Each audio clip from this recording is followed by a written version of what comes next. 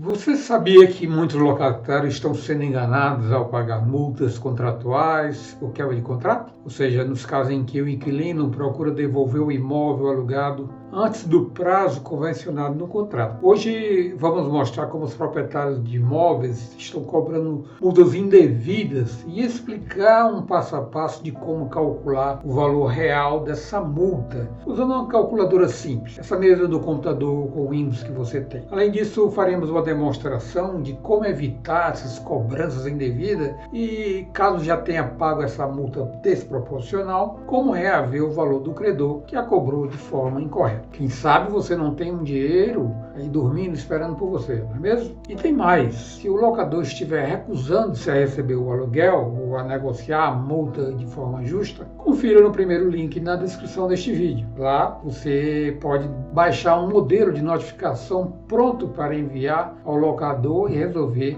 alguma situação similar a essa que tratamos, né? Fique comigo até o final para saber todos os detalhes e garantir seus direitos.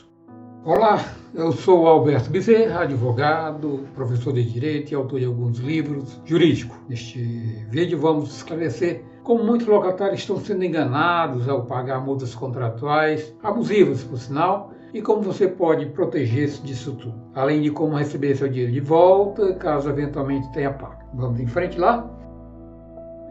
Como afirmamos no início, muitos contratos de aluguel contêm cláusula de multa que cobram valores fixos, geralmente 3 meses de aluguel, sem observar quantos meses falta para o término do contrato. E isso é ilegal, tenha certeza disso. Por exemplo, se um contrato de aluguel de 30 meses prevê uma multa de 3 meses de aluguel e o locatário já cumpriu 24 meses, faltam apenas 6 meses para o fim do contrato. No entanto, muitos locadores ainda cobram a multa integral de 3 meses de aluguel, desconsiderando a proporcionalidade. Isso significa que o locatário está sendo cobrado por mais tempo do que realmente resta no contrato. Essa prática é injusta, pois a multa deveria ser proporcional ao tempo restante do contrato, assim refletindo a verdadeira extensão da quebra contratual.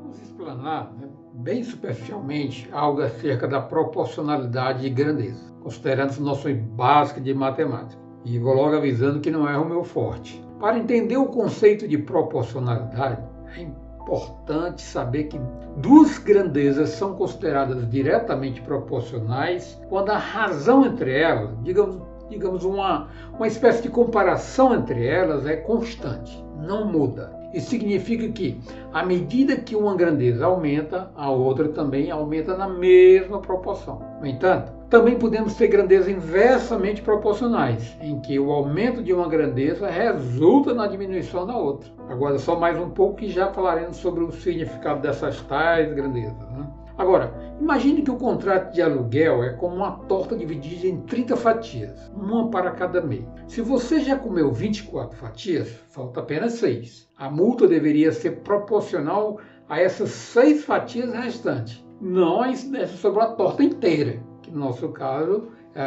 na hipótese, são os 3 meses. Quando falamos de proporcionalidade da multa por quebra de contrato de locação residencial, aqui estamos lidando com grandezas inversamente proporcional. Isso significa que, à medida que você cumpre mais meses do contrato, aumentando o tempo já cumprido, a multa deveria diminuir proporcionalmente, decaindo o valor a pagar. Dessa forma, quanto mais você avança no contrato, menos multa deve pagar, já que a multa é inversamente proporcional ao tempo já cumprido. Vamos considerar um exemplo prático para ilustrar isso. Suponha que o seu contrato de aluguel é de 30 meses e ele estabelece uma multa inicial de 3 meses de aluguel, que totaliza R$3.000. Caso o contrato seja encerrado antecipadamente. Se você já pagou 24 meses do contrato, falta apenas 6 meses para o término, certo? Isso significa que você já cumpriu a maior parte do contrato. Para calcular essa multa proporcional, ocasionada pela infração da cláusula do contrato, usaremos o conceito de grandezas inversamente proporcionais. As grandezas, no nosso caso, seriam a quantidade de meses de locação e o valor da multa. Mas vamos fazer antes de uma outra forma para ficar mais clara essa explicação de grandeza e sua proporcionalidade direta e indireta. Aqui na tela temos um gráfico em que você nitidamente percebe a proporcionalidade direta. Veja que, nesse caso, tratamos da pintura da parede de uma casa.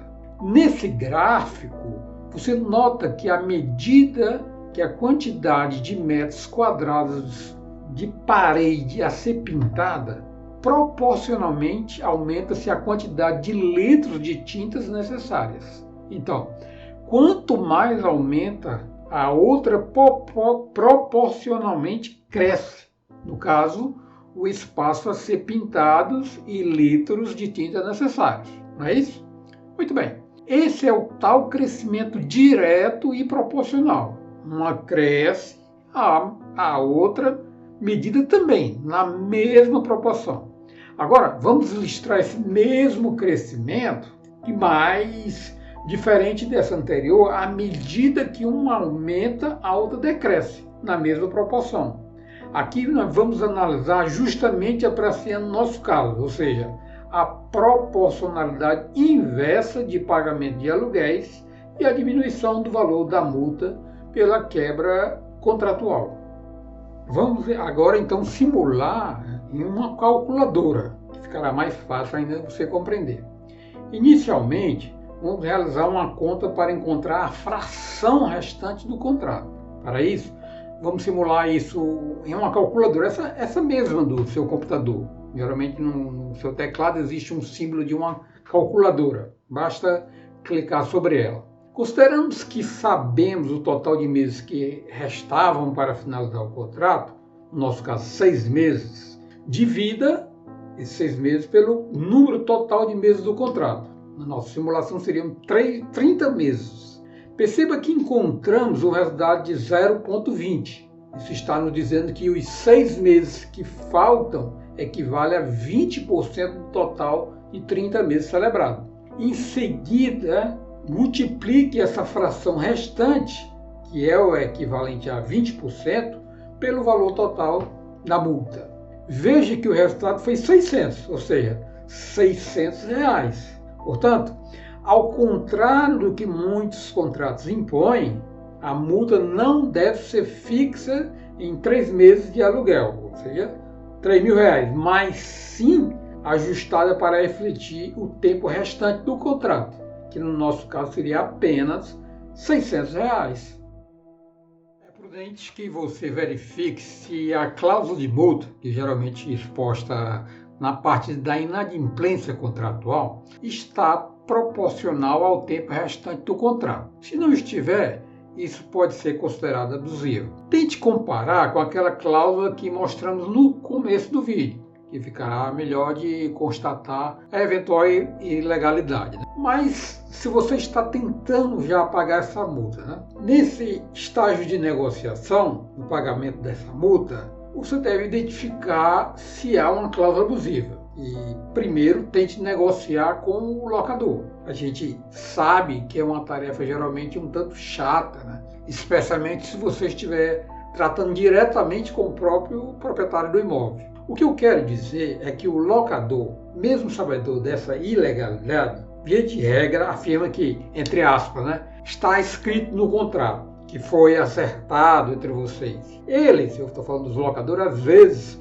são leigos e pensam assim, mas argumente que há uma hierarquia nas leis. O contrato também é uma lei, mas uma lei entre as partes, que prevalece apenas entre os contraentes, os contratantes lá da locação. Porém, esse contrato deve respeitar as normas superiores. Assim, se uma lei diz algo em sentido contrário, de nada vale o locador escrever o contrato, seja lá a cláusula que for. A norma sempre irá prevalecer, para além do contrato. No nosso caso, é a lei do inquilinato, em seu artigo 4º, que sempre terá prevalência sobre qualquer imposição de multa contratual, em matéria de locação de imóvel residencial, que seja diferente da proporcionalidade, como acima falamos, Mas vamos à solução, que é o que nos importa agora,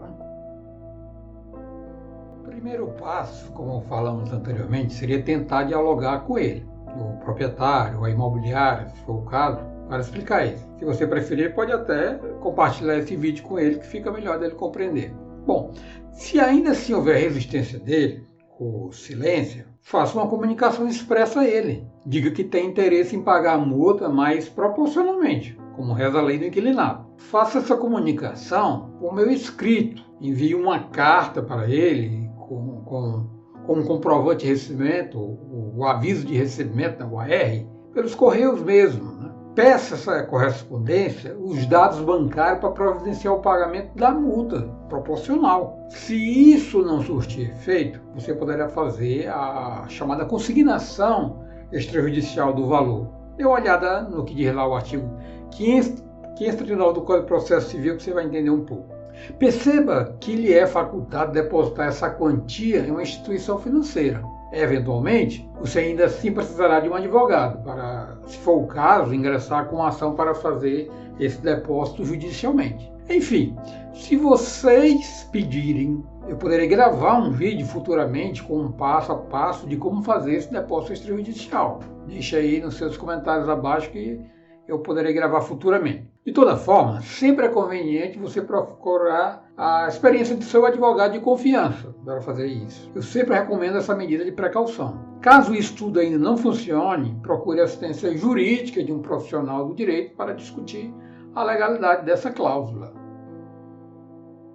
Se você, por desconhecimento da lei, eventualmente já tenha feito o pagamento dessa multa ilegal, ainda lhe resta caminhos para reaver o montante pago, devidamente corrigido. Esta é a parte boa, não é verdade? Bom, sem sombra de dúvida, como eu mostrei antes, aqui há uma ilegalidade, um ato ilícito. E nesse ponto veja o que diz o Código Civil, lá no artigo 186. Aquele que, por ação ou omissão voluntária, negligência ou imprudência, violar direito e causar dano a outrem, ainda que exclusivamente moral, comete ato ilícito. Por outro lado, igualmente nesse mesmo Código Civil, veja o que ele fala quando trata da reparação dos danos ocasionados por esses atos ilícitos. Está lá no artigo 402. Salvo as exceções expressamente previstas em lei, as perdas e danos devidas ao credor abrange, além do que ele efetivamente